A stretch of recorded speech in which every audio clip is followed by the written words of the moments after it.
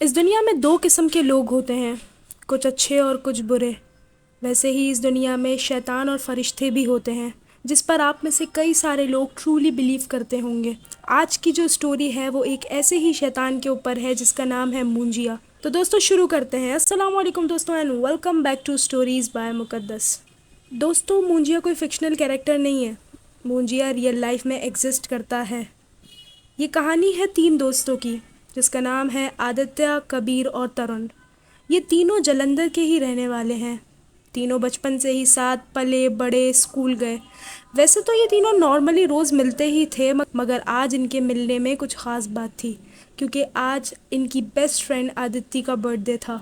कबीर और तरुण चाहते थे कि आदित्य को कुछ स्पेशल गिफ्ट दिया जाए, क्योंकि वो कबीर और तरुण की बर्थडे पे कुछ ना कुछ स्पेशल प्लान करती ही रहती थी। तो वो आदित्य को लेकर रात को समंदर के किनारे चले गए। 12 बजते ही उन्होंने आदित्य को बर्थडे विश किया, केक कट किया और गिफ्ट के तौर पे तरुण ने अपने बैग में से एक शराब की बोतल निकाली। आज से पहले तीनों में से किसी ने शराब का एक्सपीरियंस नहीं किया था। आदित्य को भी लाइफ में कुछ नया एक्सपीरियंस करना था, तो उसने ज़्यादा भाव ना देते हुए कहा कि चलो तीनों बैठकर पीते हैं। काफ़ी देर तक समंदर के किनारे बैठे रहे, एक एक पैग लगाते रहे। काफ़ी देर साथ बैठे, बातें करी, बचपन के कुछ दिनों को याद किया। थोड़ी देर के बाद आदित्य को टॉयलेट जाना पड़ जाता है, तो तरुण उसे थोड़ा ही दूर पब्लिक टॉयलेट ले जाता है। मगर नशे में धुत आदित्य और तरुण को ये नहीं पता होता कि ये जो टॉयलेट है वो पीपल के दरख्त के नीचे बना हुआ है। तो आदित्य टॉयलेट चली जाती है, बट पता नहीं कैसे आदित्य को ज़ोर से कोई पत्थर खींच के मारता है। जबकि टॉयलेट बंद होता है, सिर्फ टॉयलेट के बराबर वाली साइड पे एक छोटी सी विंडो होती है। तो आदित्य समझती है कि तरुण उसके साथ मजाक कर रहा है। आदित्य पहले तो उस पत्थर को इग्नोर कर देती है। फिर थोड़ी ही देर निकलते कबीर वहाँ आता है। शराब की बोतल उसके हाथ में होती है। कबीर बोलता है, यार गाइस, इतनी देर कहाँ रह गए हो तुम लोग, चलो एंजॉय करना है हमने। तरुण सामने से कबीर को बोलता है कि यार ये आदित्य है ना, बहुत टाइम लगा रही है। इतने में आदित्य को वॉशरूम के अंदर फिर से कोई पत्थर खींच के मारता है। आदित्य को गुस्सा आता है और वो गुस्से में बाहर आती है और कबीर के हाथ में जो बॉटल थी वो उस पीपल के दरख्त पे खींच के मारती है और उनके ऊपर चिल्लाती है कि यार तुम लोग क्या कर रहे हो, मुझे पत्थर क्यों मार रहे हो। दोनों रिप्लाई देते हुए कहते हैं कि हमने तुझे कोई पत्थर नहीं मारा। इनफैक्ट कबीर कहता है कि मैं तो अभी आया हूँ यहाँ पर। आदित्य कहती है कि तुम लोग झूठ मत बोलो। आदित्य वॉशरूम में से पत्थर लाकर दोनों को दिखाती है, तो दोनों कम्प्लीटली डिनाई कर देते हैं। कबीर, तरुण और आदित्य जब उस दरख्त के पास से जाने लगते हैं तो उस दरख्त से एक बहुत ही अजीब सी आवाज़ आती है, लाइक घुर्राने टाइप की आवाज़ आती है। तरुण कहता है कि डोंट वरी गाइस, क्या पता आसपास कोई जानवर हो, उसकी आवाज़ होगी।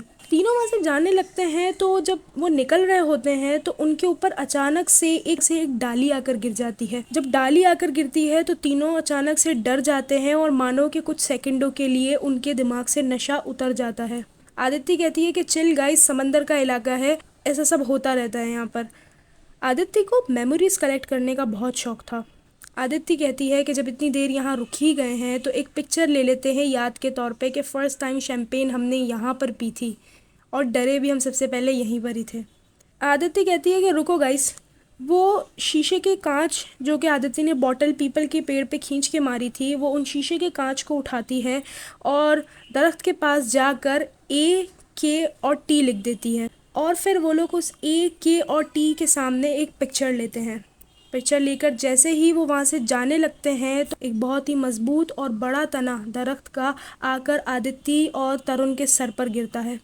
आदित्य तो वहीं पर ही बेहोश हो जाती है, मगर तरुण अभी भी सही हालत में होता है। कबीर उन दोनों को बचाने के लिए आगे जाता है, तो इतने में दरख्त से कोई अजीब सी चीज़ कबीर के पीछे आकर गिरती है। कबीर और तरुण जब पीछे मुड़कर देखते हैं तो उनके पैरों तले से ज़मीन निकल जाती है। एक अजीब सी चीज़ नीली आंखों वाली जो कबीर के पीछे खड़े होकर उसे घूर रही होती है। तरुण और कबीर बहुत डर जाते हैं और वहाँ से भागने की कोशिश करते हैं, मगर उन दोनों के ऊपर वो चीज़ अटैक कर देती है। उसका नाखून और मुंह इतना अजीब था और वो अपने तेज़ नाखूनों से उन दोनों के, तरुण और कबीर के ऊपर वार कर देती है और उन्हें ज़ख्मी कर देती है। मगर उन दोनों की खुशनसीबी होती है कि वो लोग वहाँ से भागने में कामयाब हो जाते हैं। वो लोग थोड़ा ही दूर जाते हैं तो वो देखते हैं कि वो जो अजीब सा काला सा साया था अब वो आदित्य के पास चला जाता है और आदित्य की बॉडी के अंदर वो साया चला जाता है। तरुण और कबीर ये देखकर बहुत डर जाते हैं, मगर वो आदित्य को छोड़ के भाग नहीं सकते, इसलिए वो वहां पे खड़े रहते हैं, चिल्लाते हैं कि तुम दूर हट जाओ हमारी दोस्त से, मगर वो साया आदित्य की बॉडी के अंदर चला गया होता है। थोड़ी देर के बाद आदित्य को ऑटोमेटिकली होश आ जाता है और वो खड़ी हो जाती है, बट वो एक ही जगह पे खड़ी रहती है और तरुण और कबीर को आदित्य के नजदीक जाने से बहुत डर लग रहा होता है। दूर से ही खड़े खड़े देखते हैं कि आदित्य वही शीशे का टुकड़ा उठाती है जिस शीशे के टुकड़े से उसने दरख्त पे लिखा था, और उसी शीशे के टुकड़े से अपने हाथ और पैर पर A, K और T लिखती है। उसी तरीके से लिखती है जैसे उसने दरख्त पर लिखा था। कबीर और तरुण जोर जोर से चिल्लाकर बोलते हैं कि प्लीज हमारी दोस्त को छोड़ दो, हमसे गलती हो गई, हम दोबारा यहाँ नहीं आएंगे, और वो लोग रोना शुरू कर देते हैं। थोड़ी ही देर में हल्की हल्की सूरज की रोशनी निकलती है। जैसे ही वो सूरज की रोशनी आदित्य की आंखों पे पड़ती है, वो काला साया आदित्य के अंदर से निकल जाता है। तरुण और कबीर भागकर आदित्य के पास जाते हैं और उसे संभालते हैं, मगर आदित्य इतना जख्मी हो चुकी थी उस शीशे के वार से कि उसकी बहुत ज्यादा कंटिन्यूअसली ब्लीडिंग हो रही थी। वो उसे डॉक्टर के पास लेके जाते हैं, डॉक्टर पट्टी करता है और वो उसे जैसे तैसे करके घर छोड़ देते हैं, और तरुण और कबीर तरुण के घर पर आ जाते हैं, क्योंकि कबीर को अपने घर जाने में बहुत डर लग रहा होता है। ये लोग इतना डरे हुए होते हैं कि घर पर आने के बाद ये लोग सो नहीं सक रहे थे, कि जब भी ये लोग आंखें बंद करते तो वो चेहरा इन लोगों के सामने आ जाता। अब आदित्य अपने रूम में होती है, वो अपने आप को नॉर्मल करने की कोशिश कर रही होती है। इतने में ही कुछ आवाजें आदित्य को सुनाई देती हैं। जैसे ही वो आगे पीछे देखती है तो वहां कोई नहीं होता। वो अपने मुंह पर चादर ढककर और सोने की कोशिश करती है, मगर फिर से कोई आवाजें आती है। वो चादर हटाकर आगे पीछे देखती है तो कुछ नहीं होता, बट जैसे ही आदित्य छत की तरफ देखती है तो वो अजीब सी शक्ल वाला बंदा आदित्य की छत के ऊपर होता है।